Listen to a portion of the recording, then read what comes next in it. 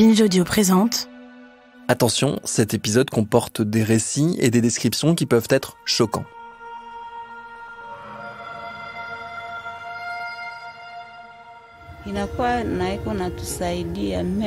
Les discussions qu'on a ici, à la clinique, ça m'aide. Mais la solitude, le fait de me retrouver sans parents, sans enfants, sans mari, c'est très dur. Je me sens inutile. Heureusement, les gens du camp m'ont conseillé de venir ici. Ils se sont inquiétés pour moi. Et j'ai pu avoir accès au moins à des traitements.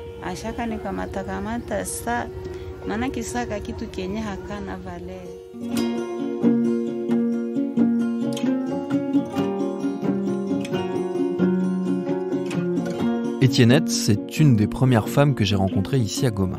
Elle est suivie régulièrement par les équipes de MSF. Elle a croisé leur route dans les cliniques, à l'occasion notamment des séances d'échange collectif. Des séances en petits groupes où les femmes peuvent parler librement. Ce matin, au camp de Chabindou, il y en a une. Zélote, l'animateur, a accepté que je me glisse dans un coin. Et Gerlas, le superviseur santé mentale, assure la traduction. Jambo. Merci. Ok. Bon.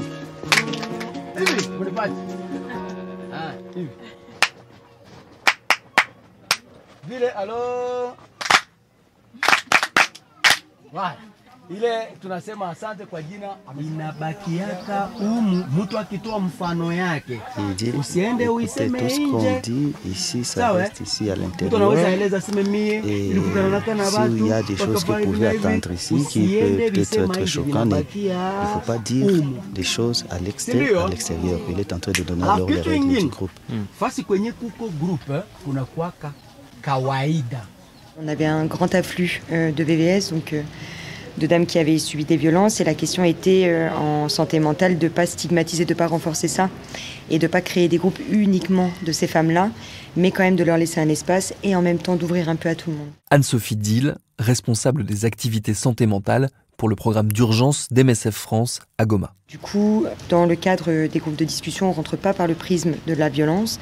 Mais ce qui est très intéressant, c'est plus ce qui peut en découler à l'issue de ces groupes-là, des thèmes abordés, où beaucoup de femmes se retrouvent dans ces mêmes groupes et peuvent déjà s'identifier à d'autres, identifier des problématiques communes, identifier des besoins communs et à la fois pouvoir discuter de certains événements, de certaines choses qu'elles vivent. Et ça, c'est une sacrée plus-value parce que du coup, ça réduit notoirement l'impact du trauma, en tout cas de la situation. Il essaie un peu de leur donner l'objectif. Il dit, écoutez, comme nous sommes tous assis par terre ici, il n'y a pas de supérieur. Nous tous, nous sommes égaux. On va en parler de nos petits problèmes pour orienter les solutions par rapport aux problèmes que nous tous on a vécu.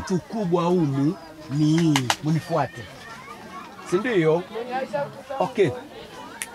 Neno santé mentale. Il dit aujourd'hui, on va essayer un peu de travailler sur des éléments qui vont vous permettre de gérer vos émotions, en fait qu'on puisse avoir une stabilité sur le point de vue santé mentale.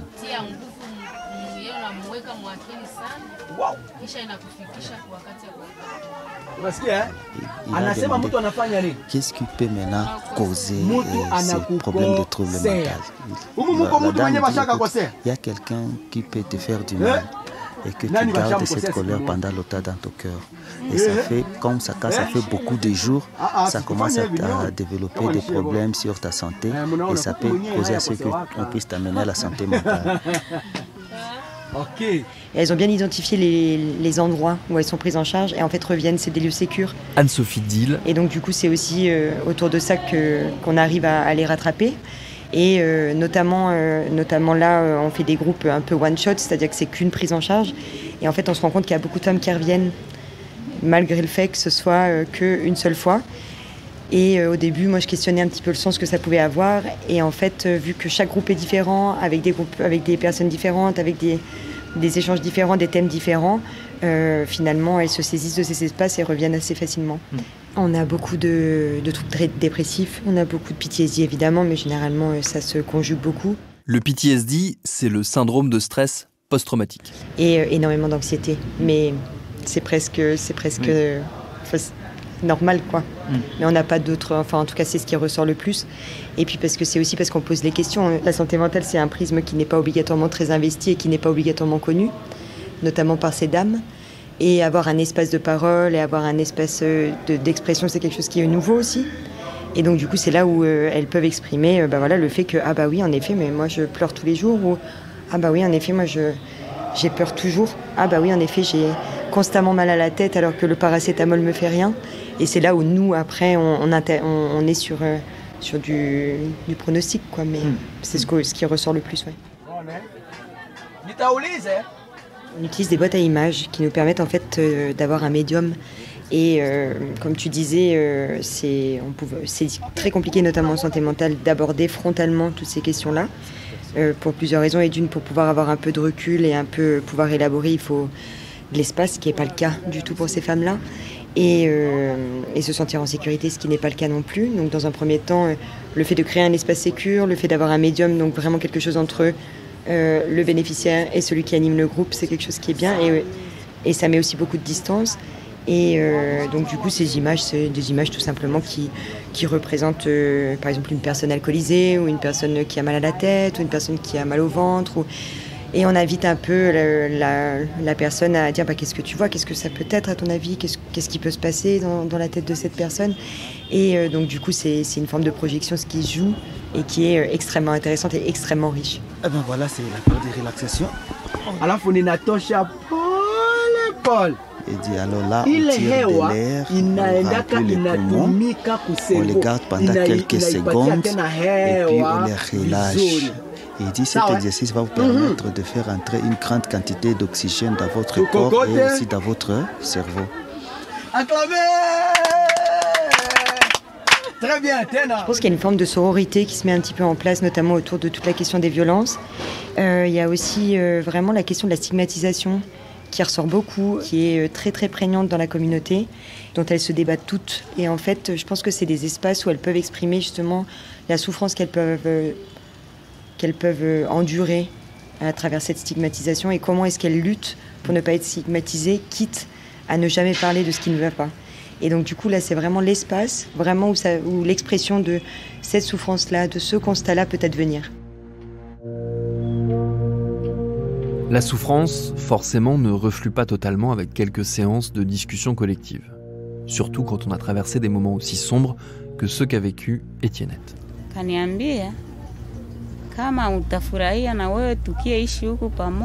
En 2019, j'étais en train de travailler au champ avec mon mari et mes enfants.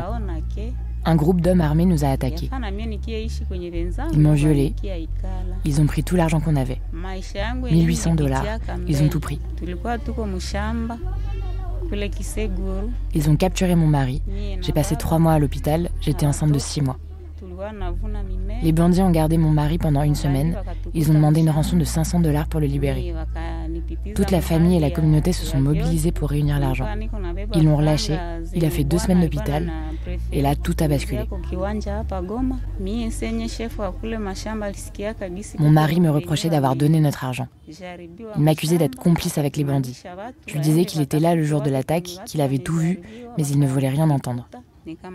Il s'est mis à me frapper tous les jours, à me battre à mort. Je me suis retrouvée plusieurs fois à l'hôpital et à chaque fois, il recommençait à me frapper. Avec la guerre, on s'est retrouvés ici, au camp. On n'avait rien à manger, donc j'ai suivi d'autres femmes pour aller chercher de quoi manger. Et pour ramasser du bois, au bout de plusieurs passages, on est tombé dans une embuscade. Et j'ai encore été violée. Je suis venue ici, à la clinique. On m'a donné des médicaments. J'ai voulu cacher ce qu'il m'était arrivé à mon mari, mais il a fouillé mes affaires et il est tombé sur les ordonnances.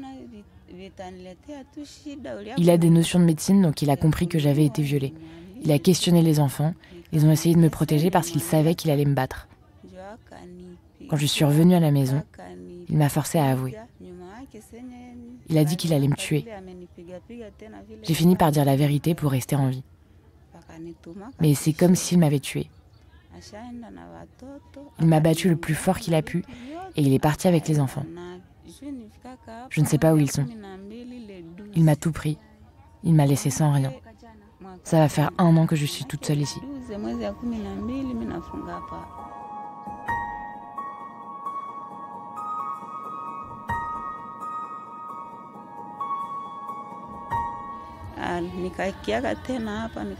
Ça m'est arrivé de ne plus avoir envie de vivre. Nous sommes humains, Dieu nous a fait ainsi. Mais parfois mes pensées m'emmènent très loin, je réfléchis trop. Il n'y a pas longtemps, j'ai eu une période où ça n'allait pas du tout. Je n'arrivais plus à dormir, je n'arrivais à rien faire. Je suis venue ici à la clinique et la dame qui m'a reçue a tout de suite vu que ça n'allait pas du tout. Ils m'ont soignée, ils m'ont donné des médicaments. Ça m'aide, mais le problème c'est que ça revient toujours. Je repense à mon mari, à mes enfants, au fait qu'il m'a abandonnée. Je me demande quelle est ma place dans ce monde. Est-ce qu'il va falloir que je retourne chez mes parents pour qu'ils s'occupent de moi ? Comment est-ce qu'ils vont réagir ? Toutes ces questions m'obsèdent, ça m'empêche d'être en paix. Pour les équipes, l'approche des femmes victimes de violences sexuelles est encore en construction. Notamment parce que, contrairement à ce que peut laisser croire la répétition des récits d'agressions commises à l'extérieur du camp, la variété des situations est d'une grande complexité. Peu à peu, à mesure que les mois passent, on commence à voir se dessiner parmi les femmes admises dans les consultations les différentes facettes de ces violences. Toutes ces femmes qui viennent chercher le kit PEP, ce que moi je peux dire aujourd'hui de toute façon, c'est que dans tous les cas, c'est des femmes qui ont eu un rapport non protégé, consenti ou pas, donc avec de la violence, ça c'est sûr. Le kit PEP dont nous parle Audrey Landman, la coordinatrice médicale des activités d'urgence d'MSF à Goma, ce sont les médicaments qu'on donne lorsqu'il y a un risque d'exposition au VIH. Mais est-ce qu'il y a des sous-groupes aussi encore à côté de ça ? Et ça, aujourd'hui, je pense que voilà, il faut qu'on fasse ce travail de pouvoir comprendre, donc à travers les groupes de discussion ciblés, peut-être aussi, enfin pas peut-être, non, aussi avec une meilleure information qui est donnée aux personnes qui viennent dans notre service de santé de la femme. C'est-à-dire, quand elles arrivent, on leur explique l'ensemble du panel des services qu'elles peuvent avoir. Et surtout, on casse l'idée qu'elles n'ont pas à être là, en fait. Donc, effectivement, je voudrais qu'on fasse ce travail d'investigation pour essayer de mieux la comprendre. Alors, on va peut-être se rendre compte qu'effectivement, l'ensemble des consultations sont des victimes de violences sexuelles. Ce qui est très triste. Mais c'est peut-être ça qui va ressortir de cette espèce d'affinage de compréhension. Mais effectivement, on va peut-être se rendre compte aussi que, vu les conditions de vie dans les camps, il y a d'autres types de patientes qui nous arrivent. Aujourd'hui, la question du sexe de survie, effectivement, elle se pose beaucoup. Et c'est pas forcément une discussion qui est facile à avoir, parce que c'est pas forcément quelque chose que, on va pouvoir poser comme... Enfin, une question qu'on va pouvoir poser facilement. Tiens, est-ce que tu fais du sexe pour pouvoir donner à manger à tes enfants ? Et puis, c'est aussi... les femmes, elles sont extrêmement pudiques aussi sur le fait de pouvoir dire ça. Mais moi, si j'étais une maman seule dans le camp avec 6 enfants et que je devais faire du sexe de survie pour faire manger mes enfants et que les mecs avec qui je fais du sexe refusent de mettre des capotes, ce qui, je pense, arrive quand même pas mal, ou alors que j'ai pas accès à des capotes, moi, j'irai chercher un kit PEP. Voilà.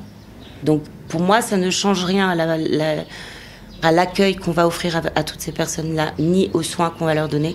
Ce qui change, pour moi, c'est les comprendre mieux, et également les comprendre mieux pour les accompagner mieux. En fait, la violence sexuelle que dans la forêt, je me fais agresser, ça c'est... Comment on va dire ça ? Ouais, c'est juste une simple petite partie de l'iceberg, en fait. Armel Bagbozadi, manager des activités liées aux victimes de violences sexuelles pour MSF à Goma. En dessous, il y a plein d'autres choses. Une femme qui, par désespoir, elle a faim. Là, elle ne sait pas quoi manger avec ses enfants pour un verre de riz. Elle y va, quoi. Et elle, quand tu vas lui dire, c'est de la... Elle ne voit pas ça comme de la prostitution. Ça ne rentre pas pour elle dans la définition prostitution, parce qu'elle ne se dit pas je suis allée dans la rue ou bien je suis dans une maison de tolérance, tout ça. Mais je l'ai fait parce que là, j'avais faim, il fallait que je gère. Donc on a ce genre de cas-là aussi. Ça, c'est beaucoup la tranche des 13-17 ans. Pour aller un peu plus... Ouais, 13-17 ans. On retrouve beaucoup ce genre de choses juste pour un savon, pour des protections hygiéniques, pour un soda, parce que j'ai faim, j'accepte de coucher avec quelqu'un pour pouvoir gérer le petit besoin là dans l'immédiat. Voilà. Maintenant, prostitution, dans des maisons de tolérance pure et dure, c'est des femmes, des mères de famille, des chefs de ménage qui le font pour pouvoir gérer une plus grande maisonnée. Maintenant, il y a déjà quelques cas de gamines, 2-3 cas qu'on a réussi à sortir des maisons de tolérance. Et là, moi je me dis, ce problème de violence sexuelle ici, là, il est tellement énorme. Dans tous les cas, ça reste des violences. Parce que c'est parti du fait que la guerre a fait, je fuis chez moi, je me retrouve sans rien, j'ai pas de base, j'ai rien à manger. La réponse humanitaire est faible. Donc, il faut faire quelque chose. En tous les cas, elles vivent une perpétuelle violence. Jambo. Ni sawa. À Chabindou, je rencontre Mina. Elle est toute jeune. C'est encore à peine une adolescente. Elle a une petite fille dans les bras et elle n'ose pas me regarder dans les yeux. Céline Moudoua, la journaliste congolaise qui m'accompagne pour traduire les entretiens, est obligée de la rassurer. Mina nous dit qu'elle a honte de son histoire, mais elle veut bien nous la raconter.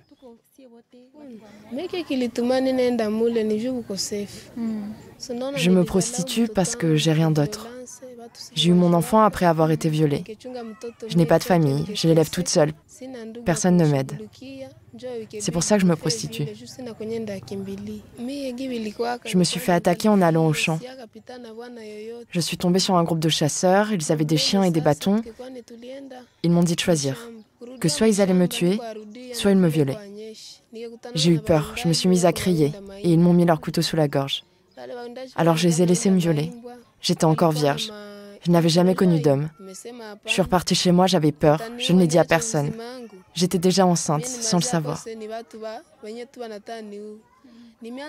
Quand mon enfant est né, je n'avais rien à lui offrir. Ma famille, mes frères, tout le monde m'a rejetée. J'ai pensé à me suicider.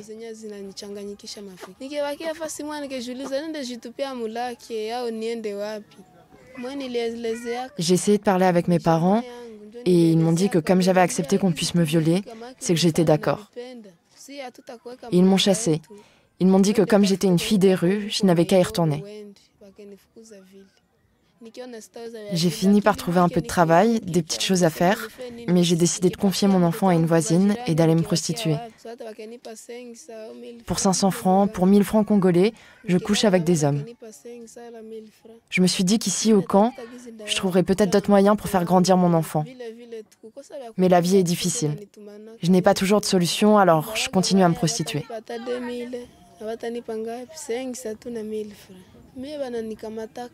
Les gens du camp me regardent de travers. Pour eux, je suis qu'une pute. Pourtant, je fais pas ça par plaisir. Cette vie-là, elle me plaît pas. Si je fais ça, c'est parce que j'ai pas le choix. J'ai nulle part où aller. Je n'ai personne qui m'aide.